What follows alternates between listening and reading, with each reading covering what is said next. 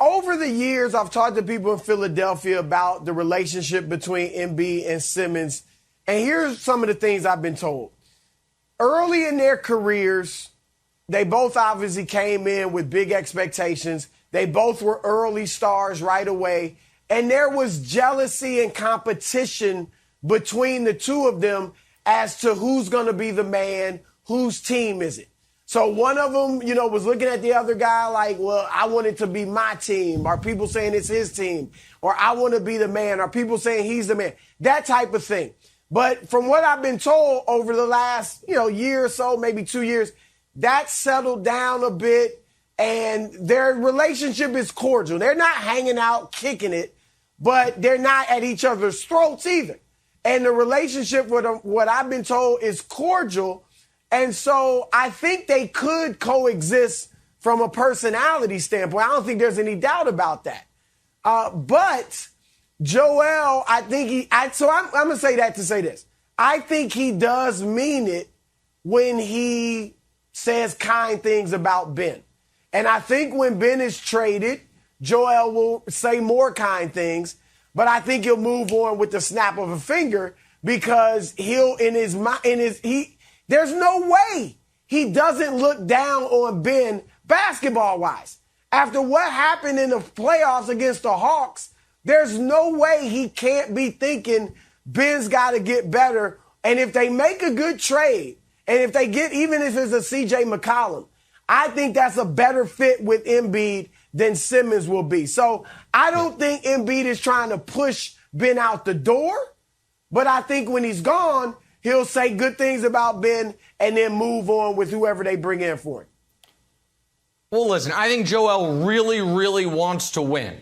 We saw the emotion on his face after Kawhi's shot. We've seen how much better Joel has gotten year over year. How his game's evolved. He's tried to work on his fitness. I think some of the fitness stuff with Joel is a little unfair because he's so big with kind of bad knees and kind of bad feet. He can't do a lot of the cardio you would like people to do. Man, 7'2", close to 300 pounds with tough knees. He can't be running 5 miles. His body, so he's never going to be in the peak physical shape like some people want. Exactly right, Jenna.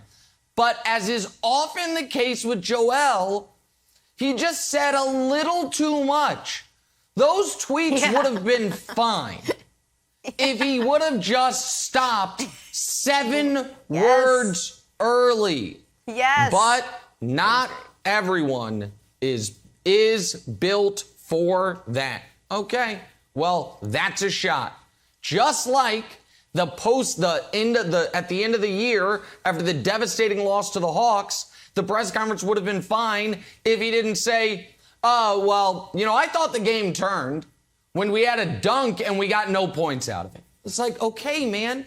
And I'll add to some of Broussard's reporting with a little of my own. I was told that comment, and the comment from Doc and the comment from Joel, right after that Hawks loss when it was raw, was the final straw in this relationship with the Ben and the Sixers. That it wasn't the main thing, it wasn't all that they're focused on, but that after that, it was done. And so, the problem with that tweet, Broussard, and the end of it is, I don't really care if Joel and Ben get along because it's clear Ben wants out. It doesn't really matter if Joel wants him there when Ben clearly wants out. The problem is the whole basketball world saw it. And so now, when Daryl Morey, who is not going to take 50 cents on the dollar, calls any team, that team has even more leverage. Because they're like, okay, things are getting lit on fire in your backyard. Joel Embiid is, 2 Twitter thumbs away from further decreasing your leverage. So I think Joel played like an MVP last year. I think he is clearly the best guy on that team, like all that stuff. But he has some maturity growth to do when it comes to, I can't always say what I want to say. I can't always say what I'm thinking, especially when Joel's chances of winning a title are going to be drastically impacted by what they get back for Ben Simmons. So don't decrease your team's leverage when they're trying to trade Ben Simmons. It's just foolish. And it's for nobody. It's for nothing. It's to be on Twitter. Like, there's no gain to it, Broussard. There's no win. No, look, Nick, we all need an edit button, right? You can't just spout out whatever the heck you want to say. But you mentioned Joel needing to mature, and he does. But they both do. So does Ben. And I get where Ben is coming from with what Doc Rivers said. I don't know if we can win a championship with him. And then, of course, what Embiid said. I get that he's hurt and that bothers him. These guys are supposed to have my back, and they threw me under the bus. I understand all that. But what bothers me about the stance that Ben is taking, Nick, is that this whole, he's playing the victim role, okay? And he is making it look like the Sixers are mistreating him. Okay, like, I can't believe what they're doing. And what it says to me, and they may, like I said, they said the wrong things. But all of this, his action since then, Nick, makes me think there is a reluctance and a refusal for him to look in the mirror. Because the fact of the matter is, even though Doc and Joel spoke out of turn, Ben has not gotten it done. And Ben was horrible in that playoff series against the Hawks. And Ben has not added a jump shot, even to take the jump shot. And so it scares me if I'm an opposing team, because I like Ben. And we've talked about it, you and I, how they can build around him somewhat like Milwaukee's done with Giannis and all that. Okay? But if I'm an opposing team, I'm looking at this and I'm saying, first of all, it's been 4 years and he still hasn't gotten to the point where he'll even take jump shots. And now the way he's handling this makes me look at it like this dude won't look in the mirror. He won't look in the mirror and say, I've got to get better. Yes, Doc spoke out of turn. Yes, Joel should not have said that. But I didn't get it done. At the end of the day, they were right. I got to be better. And Ben Simmons, I love Ben Simmons' game. But he's got to look in the mirror and start adding the things that he's lacking, Nick. Well, and here's the other part of it when it comes to adding the things that he's lacking. In a different circumstance, Broussard, if you're not on a team with Joel, then maybe if you have the right pieces around you, the things that you are lacking don't rear their head so much, right? They don't come up so much. I'll use Draymond as an example. Draymond doesn't refuse to take, well, last year he kind of did refuse to take shots, but Draymond doesn't have a refusal. It's just that aside from the 73-win season, he's never been able to take shots, right? But he's on the perfect team for his skill set. And what he does is makes them so much better, right? Particularly in the postseason in big spots. So it's not as glaring. I understand the frustration for anyone in any walk of life. If you're like, man, I'm just in the wrong place. If I was somewhere else, I'd get criticized less, I'd be loved more, all this stuff. But you are where you are, right? And so I get why he wants out of Philly now, but that doesn't absolve you for not trying to fill in the holes while you were there. Because Joel Embiid wasn't going anywhere. They were building around the both of you. And Embiid, I would argue, did adjust his game somewhat to try to make it fit better with Ben. How'd he do so? Joel Embiid is a good perimeter shooter for a big man. And he's a better than average three-point shooter for a big man. But that's not where he should be spending a ton of time. But he spent a lot of time out there because Ben needs to be close to the basket, right? And the problem is, like, you didn't see the growth on Ben's game on the offensive side like that. Now, where I'll give him credit is you saw massive growth on defense. It's like, we're going to be the best defense in basketball. I'm going to be maybe the best defensive player in basketball, and I'm going to help my team there. And he should get credit for that.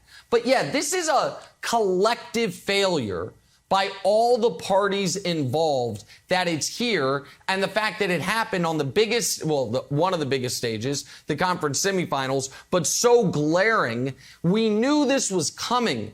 I just feel like all parties involved now are making it maybe a little messier than it needs to be in the final weeks of it. And I guess that's because on Ben's side of the equation, messy is good because they want out of there as soon as possible. From the Sixers side of the equation, they would far more prefer it be a little quieter and they could do this without the ticking clock of training camp and the start of the regular season. Right. And because Nick is so messy, Daryl Morey is obviously going to have to lower his asking price. And what I think, we know he wants draft picks, and that those are like gold in the NBA, right? But I think he's got to focus on the current players. We know he wants a star back for Ben Simmons.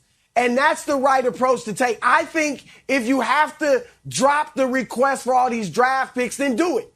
But get a player or two that can help you right now. Because you said it earlier. Joel Embiid, as great as he is, and he probably would have been MVP last year had he not gotten hurt. As great as he is, though, his body is fragile. And how many years does he have at this elite level? He might only be one of the best 10 players in the league for another 3 years. I mean, I don't hope that's right. The case, but that is very possible because of his fragility physically. And so you got to get somebody in here that's going to help you now. You already have some good young players with Tyrese Maxey and a few others, Thibault. So don't worry so much about the draft picks, but get a player or two that can help you get closer to a championship next season. Okay, so let's stay there. Nick, yesterday you brought up something kind of interesting and turned all of our heads. You said, how about Ben Simmons for Kyrie? Right? It would work for both teams, 1-for-1. Do you think Joel Embiid would like to play with a guy like Kyrie Irving? That makes his game easier, makes him a little happier? Oh, yeah. And by the way, NBA players, in large part, even if they think he's, a bit of an oddball, have massive respect for Kyrie's game. I think Kyrie, if we were to do rank the top 50 players in the NBA and you had a media vote and then you had a player vote, I think Kyrie, there would probably be the biggest discrepancy. I think Kyrie is a guy that guys that play against him have so much respect for what he does and understands the difficulty of it. And I don't think they care about some of the, his quirkiness, if you will. And I'll say it again. I think if you're the Nets, Ben Simmons is exactly what you need. A guy that can guard all 5 positions, never needs the basketball, can help you in transition. It's perfect. Once you got Harden, Kyrie's skill set's a little redundant. The problem is these are not robots, and it's a relationship business more than anything. And Broussard, Katie, and Kyrie, they came there together, and we have no reason to believe that relationship is soured at all. So I don't think it's going to happen because, for a number of reasons, but the biggest one is Kevin Durant, I don't think would allow it. And Kevin Durant's the most influential person in that organization by a mile, as he should be, by the way. But from a basketball perspective, I think, to me, Kyrie is 90% of Dame, and I think Dame would be an amazing fit with Embiid. Their games are different, I understand, but as far as ability and skill level, and I think he fits with Embiid perfectly, and Ben Simmons gives the Nets exactly what they need to go to another level. Yeah, look, I love Kyrie in Philadelphia with Embiid. I mean, my goodness, inside, outside, you still have Tobias Harris, presumably Seth Curry. I mean, Philadelphia would be a contender.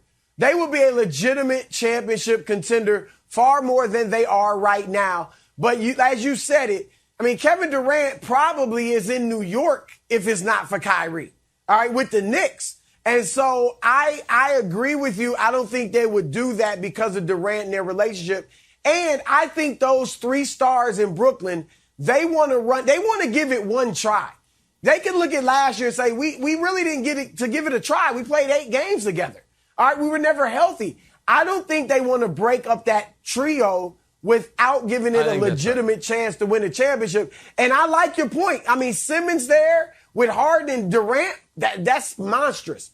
But this is where you and I disagree. Brooklyn is beyond a contender, even as they are right now. Oh, yeah. Without making a move, contender. They are still, I think, the favorites to win the championship.